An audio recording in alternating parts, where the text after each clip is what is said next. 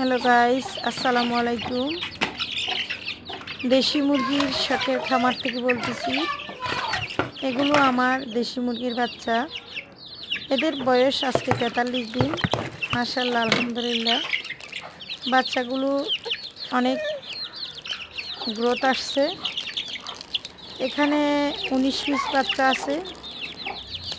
আলহামদুলিল্লাহ, সবগুলো বাচ্চাই সুস্থ আছে এবং চটপটে আছে। এটা হচ্ছে আমার আরেকটা দেশি মুরগির বাচ্চা। দেশি মুরগি এটা ডিম গতকালকে বের হয়েছে।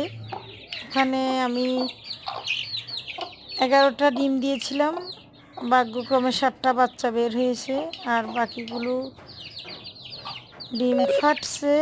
জানি না কী কারণে বাচ্চা বের হয় নাই। 7টা বাচ্চাই বের হয়েছে। 4টা গলাছিলা বাচ্চা আর 3টা এমনি নর্মাল।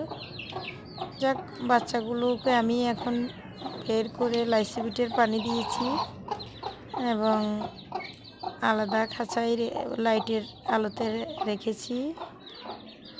সকলে দোয়া করবেন আমার ছোট্ট শখের খামারের জন্য, যেন আমি এই ছোট্ট শখের খামার বড় আকারে পরিসরে বড় করতে পারি। এইগুলো হচ্ছে আমার কুচে বসা আরও কয়েকটা মুরগি।